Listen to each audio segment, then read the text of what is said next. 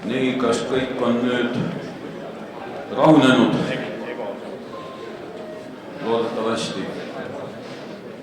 So, hello again.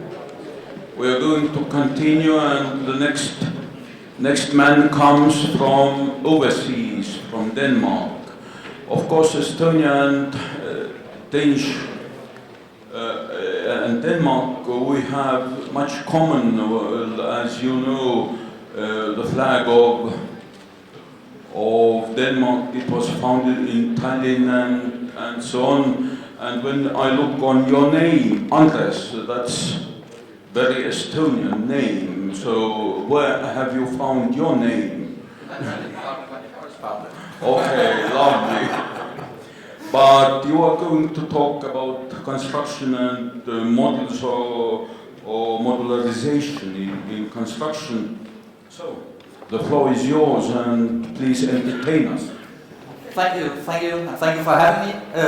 I will do it in English. You can choose from Danish to English, but I think we go for English. I'm pretty impressed about this conference, about this topic. I don't think it will be possible in Denmark. We're not a big country, but at least we are bigger than Estonia.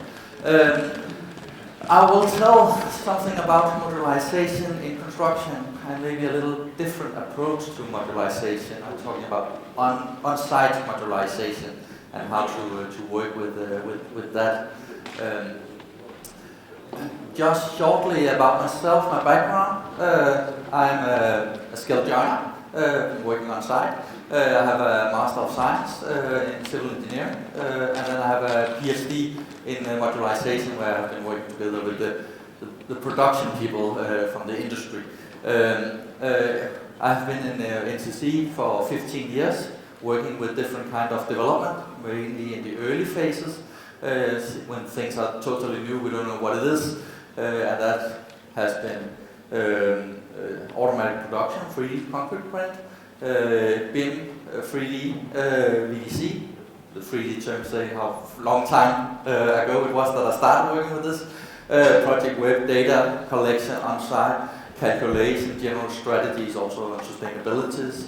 And then the main thing, the platform, the concept, the mass customization. And in fact, for the last year, I've been working with turnaround, supporting a number of departments, especially in Norway and Finland, that have some issues. So I'm really glad to be back and talking about the things that I actually know something about. Thank you for having me. I will tell shortly about NCC. I will tell a little about the mass customization background, the theory background, some characteristics on the large construction projects. You know, I often talk to industry people, they have a different mindset. What we have done in NCC in Denmark, it's a national market, this is the thing we have done, it's mainly in Denmark. Some learnings, and if we have the time, I will show an example of a configurator that we have. NCC, in brief, I don't know if you know us, the Nordic Construction Company. We are the biggest contractor in the Nordic countries, based in Sweden. Our vision is to renew our industry and provide superior sustainable solutions. And that's just the normal bullshit as you see all over.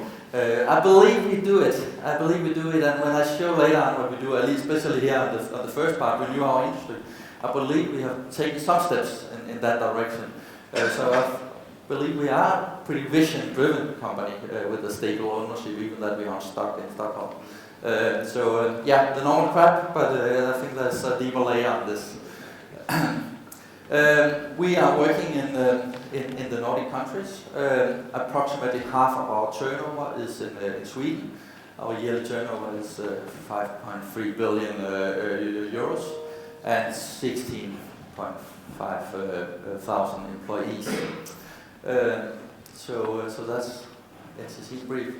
We are working in different areas, from infrastructure, building in Sweden and the rest of the Nordic countries. We have industry, where we're doing roads and that kind of things. And then we have property development, where we are developer on our own.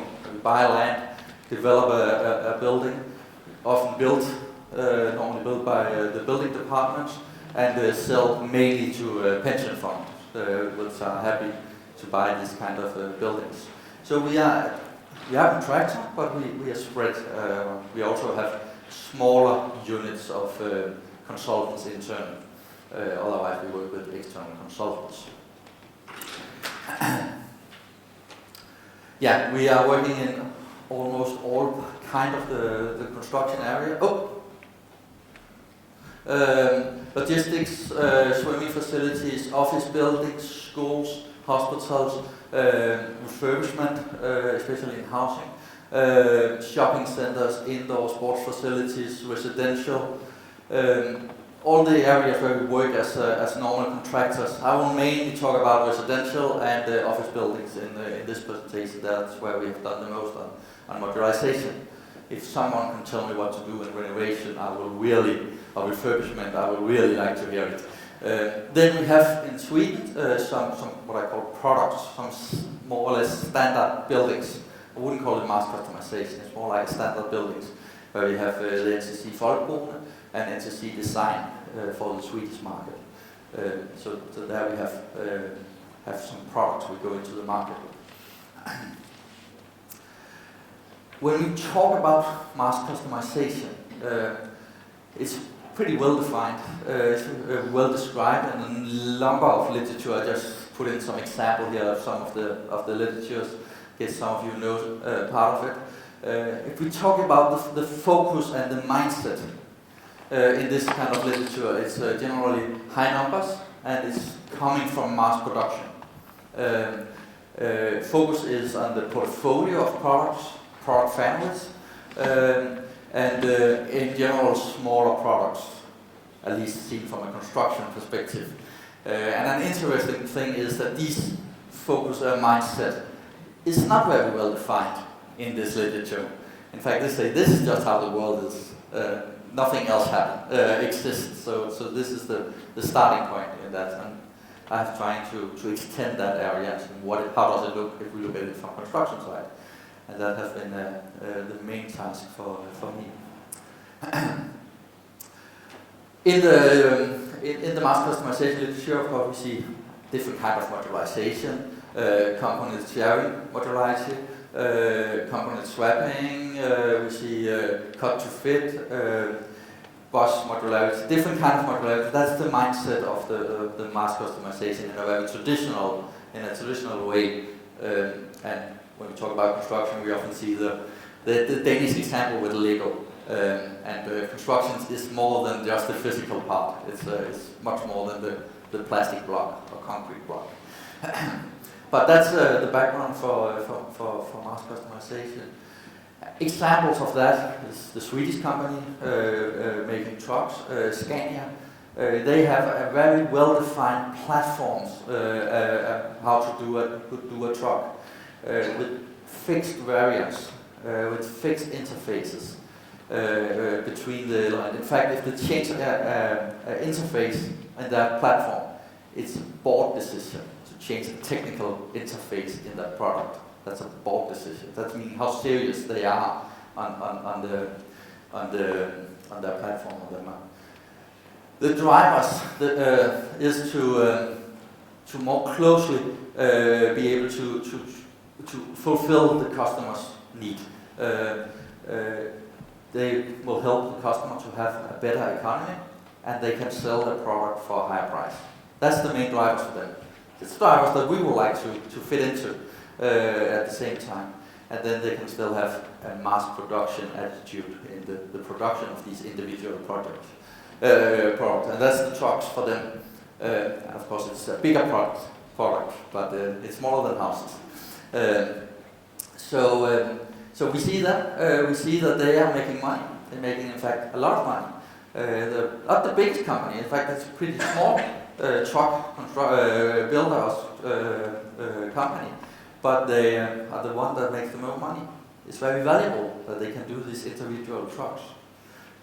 So that's, of course, some of the things we would like to apply into the construction industry, and that's what we have tried to do in that manner.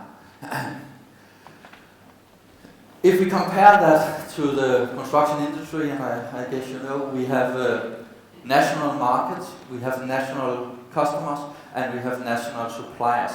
even that some of the suppliers is international companies, they have a national network on how to supply. We have a national, sometimes even metropolitan, regulation. The fire regulation is different from one city to another, depending on how the fire force is working and what you're allowed to do. So very different regulations. We have large projects. A small project for us is 10 million euros. And normal project is five times up and to a building. The price, yeah, was more like a joke. But what is the price for building? A little more than milk is price for construction project. It's a good way to, when I talk with industry people, to tell them the difference.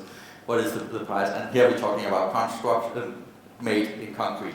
If you're talking about wooden construction, I guess the price will be different. But roughly understanding. We have unique products. We have strong individual customers. If you talk about the Danish market, if we could do 4 office buildings a year, then it's pretty okay. Which means that the strength of our customer is very high. It's very expensive for us to say no to a customer. It's not like if you're going as a customer going to the car dealer and say, hey, I would like to have a car. Go to Mercedes and I would like to have a car, but I would like to have a little bit bigger trunk. He say, sorry, then you have to go to Citroën. That we can do that. It's very expensive for us. The strength between the client and us is different.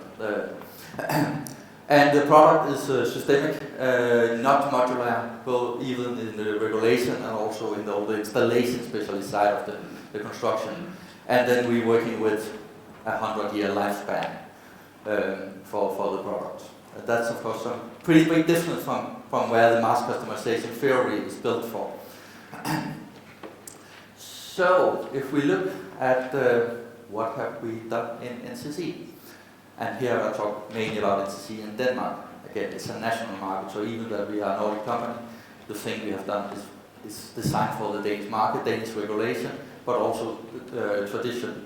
As you maybe know, architects have big influence in Denmark. We have some famous architects, and that's influenced the whole market in Denmark. We have developed our Danish office building, Danske Kontorhuse. The history is that we, back after the financial crisis, 2009, maybe you already forgot it. Hopefully you have forgot it, it was not very funny. We lost 40% of our white-collar employees in a year. It was really hard time in construction. And we have to find what can we deliver to the market, where is the market right now. And we have to design a very, very efficient office building that we can sell to the market. And we have to compete with the rest of the market. And in such a situation, and in general the situation, the hard part of the market, the hard competitor is not the other contractors, that's the existing buildings that we already have there. We only build very few buildings compared to the existing buildings.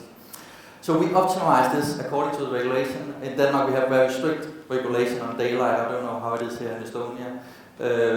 But in general we are allowed to have two tables from the facade according to the daylight. Otherwise you're not allowed to have it as a permanent working space. We have of course regulation about fire and so on.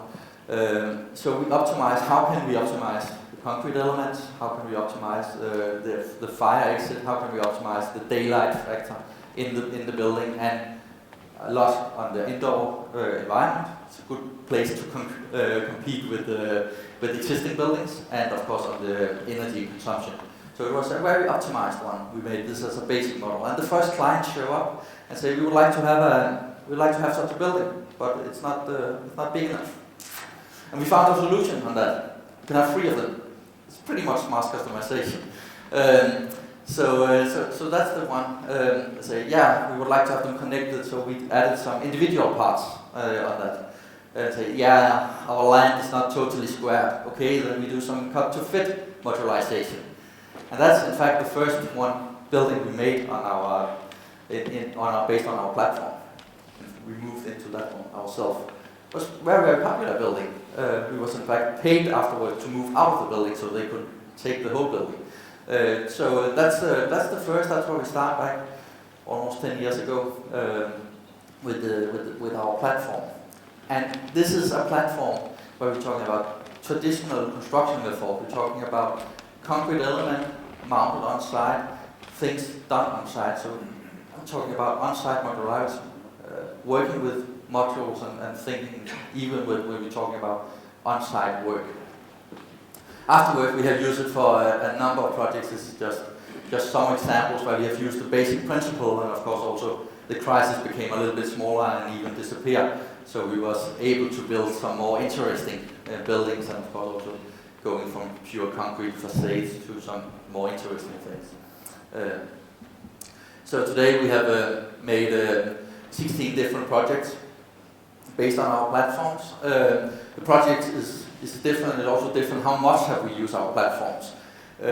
From some of them, this is the first one. Then we have some that is pretty close by, but we also renovated or rebuilt some old cement silos, and around these cement silos added an office building around it. And of course, none of the static systems or static principle in our platform is used there. But the installations, how the interior of the building is in fact based on our platform. Even for a building like that, where you have a very nice view over Copenhagen, but quite different way of building an office building. Estimated to be 40% of our platform that we have used in that building. We have built approximately 260,000 square meters on this, and we have a saving of approximately 15%. It's very difficult to tell how much have we saved because we don't do it without our platform, so we can't compare. The best proof I have for these 15% is that developers in our property development department and our contracting department agree that they save 15% based on our platform. So we somehow have the client and the supplier agreeing what the saving is. That's the best proof I can make for these 15%. But still, when we talk about traditional construction, 15% is a lot. It's a lot of savings. It's a huge saving we see there. So it's very important for us. That's one approach where we have this, I call it a top-down approach, where we look at the whole building structure.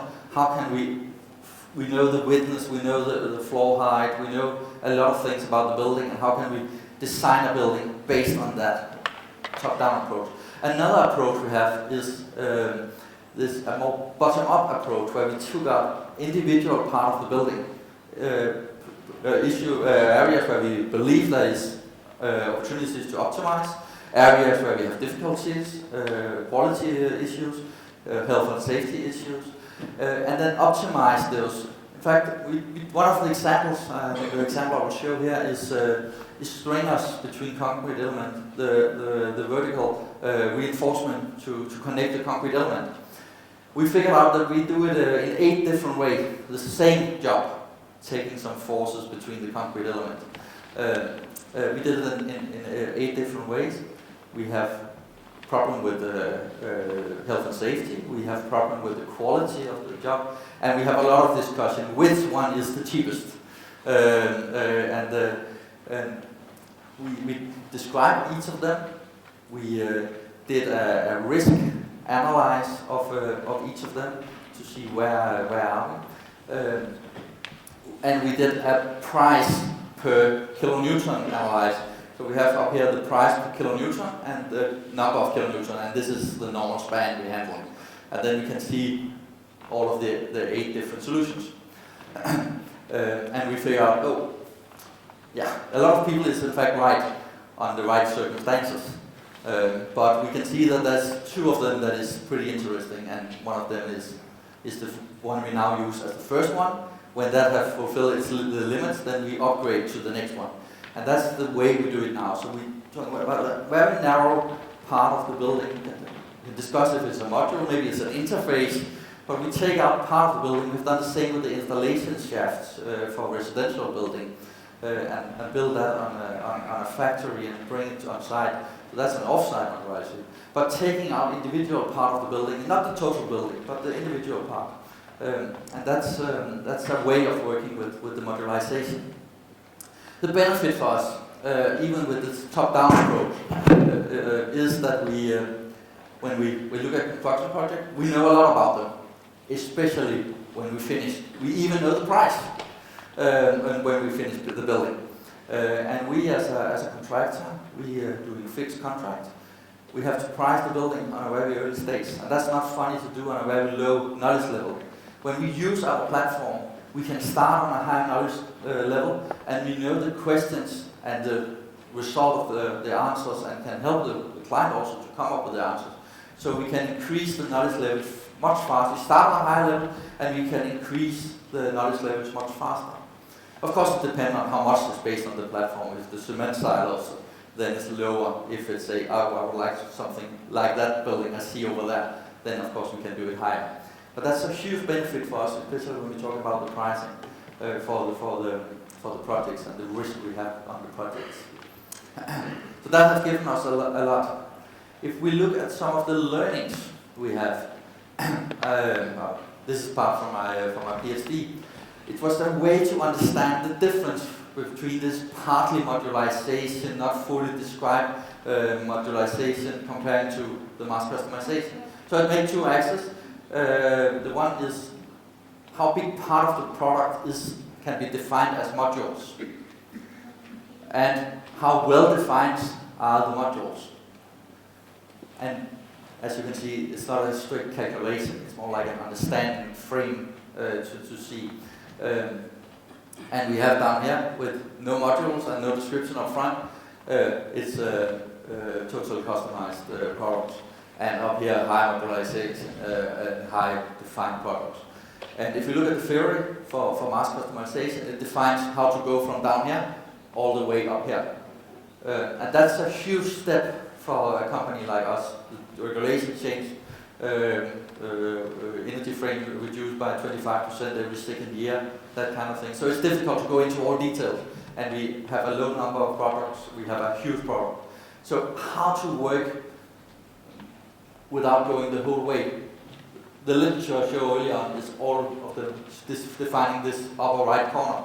So I'm trying to extend the world and going the bottom-up approach, where we take individual parts of the building, the shaft, the balconies, the reinforcement, the floors, the loft, that kind of things, and optimize that part and describe that. And then we also have a top-down approach where we look at the whole building structure. What is an optimal way to do a building structure? How should individual part of a building be located according to each other, according to the efficient way of building it, but also according to daylight and so on. So two different approaches in that one, and combining these at the same time have been pretty beneficial for us.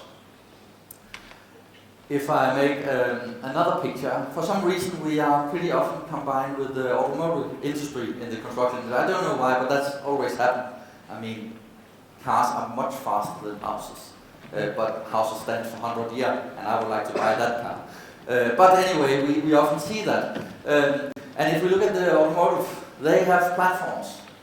We know that. Based on that platform, they do a lot of engineering and build a car model.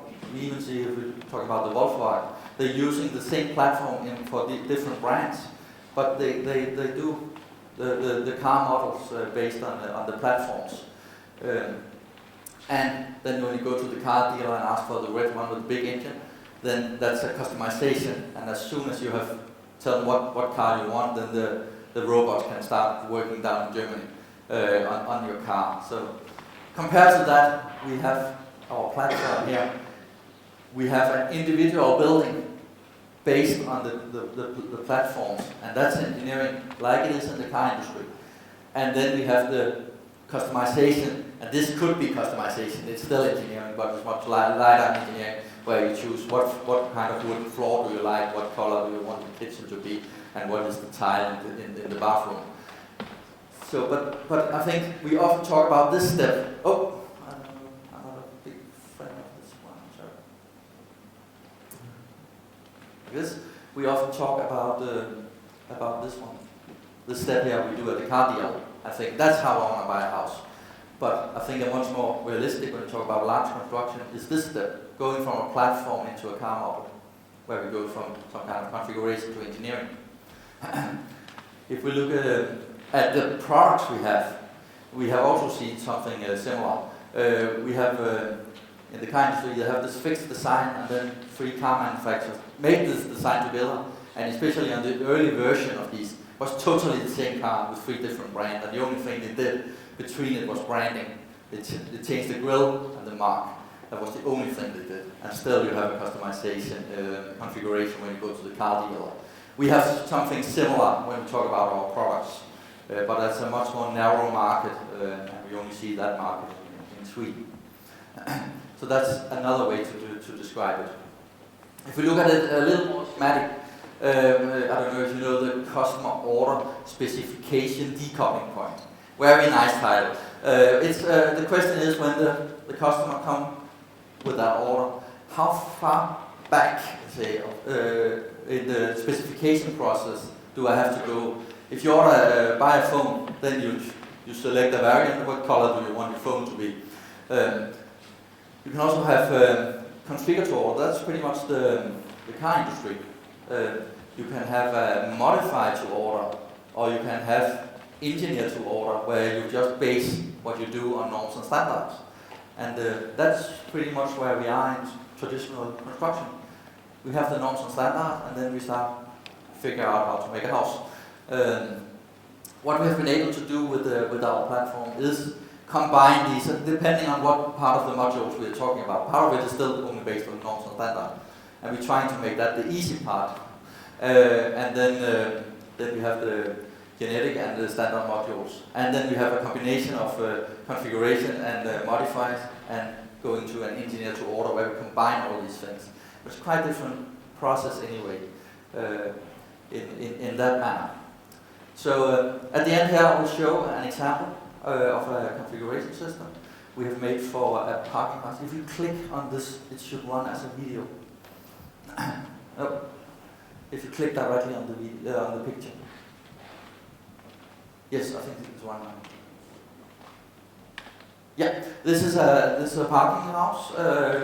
We are entering now the parking house market. We've sold a number of these. We haven't been in the parking house market for 15 years because we couldn't compete. But then we said, now we want to do it, and we made a configurator. This is made in GDL. It's made by an architect, as you can see. That's why we like to have the environment and the cars, so on, just to show what it is. We can see the building. We can optimize it. We can see the number of parking lots. Often when we have competition about parking houses, it's about a fixed price, and the competition is how many cars can the house handle. That's the competition. So it's very important, and here right away we can see the number of parking lots, and when we increase the size of the building, the number of parking lots will automatically be adjusted, and following all the regulation we have for parking, and how is the turn and so on for the car, and is it okay to do reverse once, or is it okay to do reverse twice? And if you do the space more narrow, it angles all the parking spaces in this one. Normally, when we have been having an idea, I think it would be more optimal to do it a little bit longer and a little bit more narrow, the architects go home for 2 days and maybe in a CAD program, but still manually design all the parking spaces and maybe make some errors according to all the regulations and so on. Now we are able to do it in right away on the fly. We can change the differences of the height of the building. We know the amount of materials, and since this is steel and concrete elements, that's pretty much the price we have right away. We can add the stairs for the building. We would like to have some exits, and when we add the exits, we can see right away.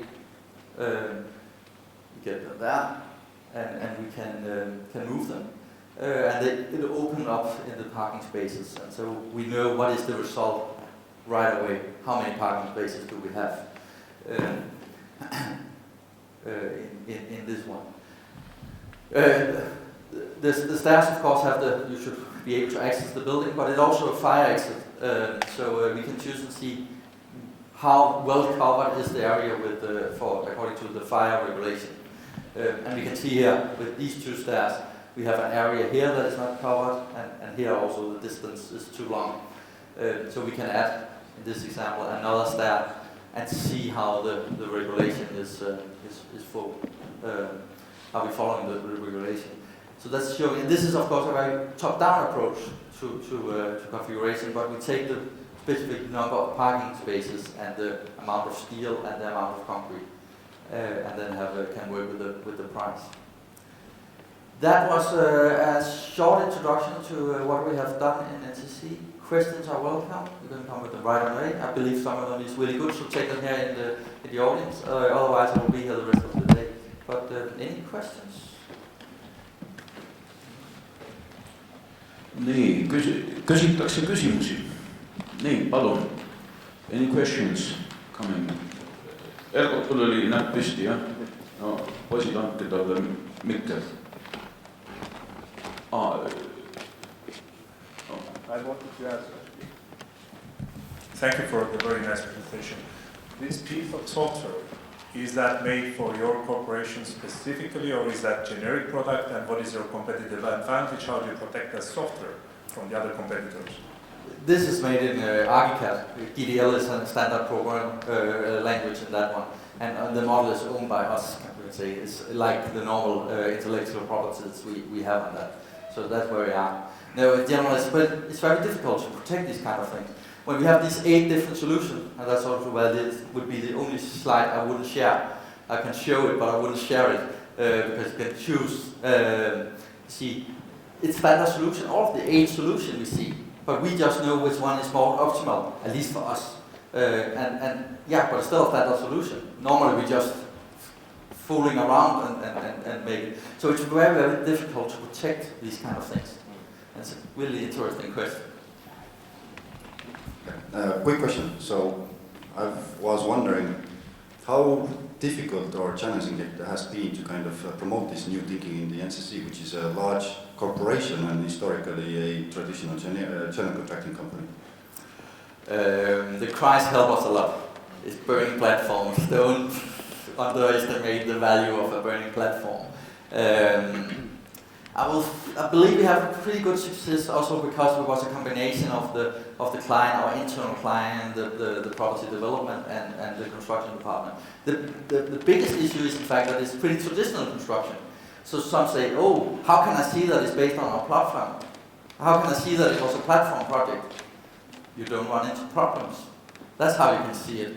When you go to the product, have the same quality, even a higher quality than you normally see, but you don't run into problems. That's how you can see that it was a platform-based product when it's finished. But it's difficult. It's difficult to do it. But we try and have seen that it's became more and more the culture of how to do it. And the thing is, we have a development department. I was head of that. And then the individual construction department learn how to work, and they do it by themselves. And then we have all the traditional industry problems. How do we handle it when we have a new version, and how do we do that? Build the old version, and that kind of things. That's all the traditional industry problems we have in a decentralized organization. So, thank you. But any more questions? Yeah. How have the architects received this kind of platformization and then mass customization of the buildings? Are they against it, or are they coming along? It depends on who you're talking with. Some of them is going totally into red, and you're not able to talk with them. And some of them say, hey, this is interesting because now we can do the thing I think that is funny. I can work with how the flow in the building is, how it's working into the area around the building, how not to make it a bunch of houses but a city, that kind of thing. So they can focus on what they actually like and are good at. And of course some of them say, oh, I need total freedom, and some of them say, oh, we're losing some hours because it's faster to design this kind of building. And so, but in general, say with the architect, we work with specified architect. We have architects to help us when we do the development, and we prefer to work with them. Not meaning that only have to be them, but we prefer to do the project with them. So yeah, good question. Any more questions coming?